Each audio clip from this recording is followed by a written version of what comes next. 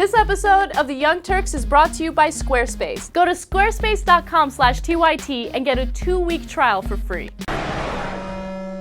You'll be hearing in the news a lot lately that, hey, the banks have paid back Tarp. They had received $250 billion, and they have returned the $250 billion. Mission accomplished. Tarp worked, and the banks were good guys. Complete and utter nonsense.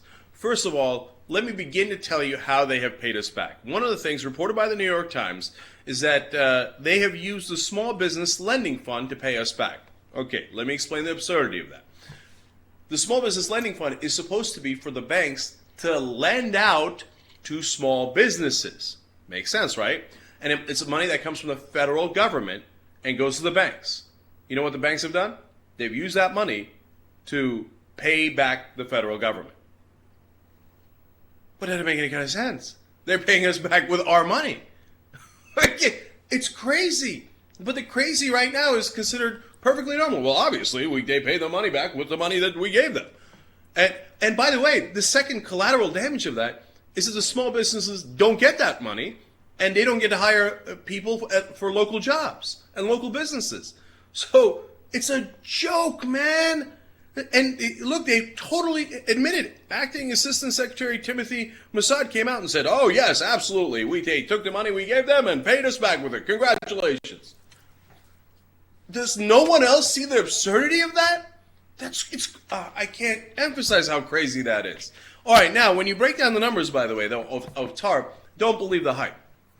So they say, well, the banks got $250 billion, and they pay that back. But the reality is they don't tell you about the money that went to the insurers, the borrowers, the auto companies, etc. That was $475 billion of TARP, right? Now, why does that matter?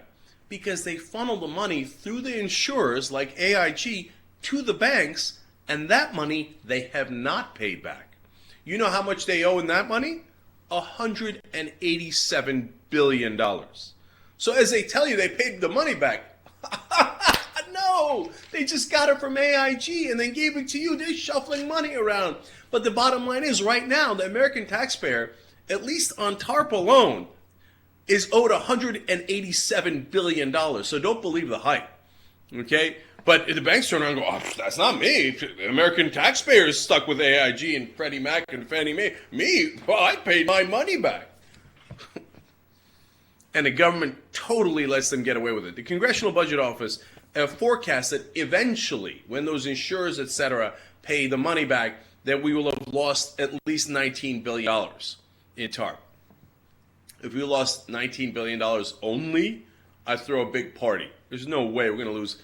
How are they going to pay back $187 billion? AIG, how long is it going to take them to do that? 100 years?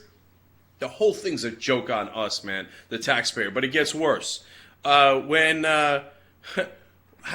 minute. And you think, wait a minute. How did all the banks that had all these toxic mortgages get that stuff off their books quickly enough to turn a profit to pay some of the money back to us?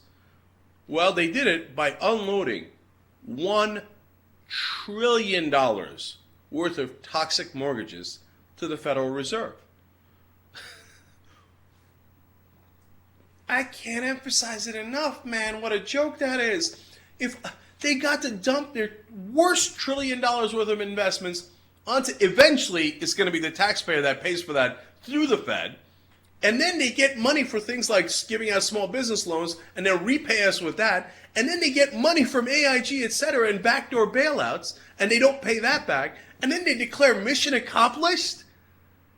We've been had. We've been took. They are robbing us blind while our government encourages it and applauds it. Geithner is out saying, oh, look at this, TARP, what a success. Oh, fantastic. Throw rose petals at my feet. Some of the money got paid back. Okay, all of this doesn't even take into account the interest rates. The feds have it at less than 1%. So the banks, what they used to get charged almost 3 times as much back in 2007. Now, they get the money for so much less. Now, if you get money at nearly 0% interest rate, you can't help but make money. It's somebody's giving you free money. And they're basically saying, go gamble with it, do whatever you like, you keep the profits, and if things go wrong, it doesn't matter because the taxpayer is going to bail you out. They were already bailing you out. Did you know, for example, that 9 out of every 10 homes in this country, mortgages in this country, home loans are guaranteed by the taxpayers? Well, I mean, look, what the fuck? Okay? Because that means we're on the hook for all of these home loans, for 90% of them. So if something goes wrong, we get busted. You and I pay for Bob and Susie's mistake, let alone the bank's mistakes. That's something that conservatives should hate. But they love it. They love it. They're like, yes, load it on to the taxpayers as long as the banks don't pay. That's because the Republican politicians are totally, utterly bought, 100% bought, and they've been hoodwinked. They're conservative followers by the politicians and by the conservative talk show hosts, who are the most loathsome corporate pigs you'll ever see. If you want to build a website or a blog, where do you go? You go to squarespace.com. With Squarespace, you don't need any coding experience, and the best part is you can even edit your website on your iPhone. They give you 24/7 support. Go to squarespace.com/TYT and get a 2-week trial for free.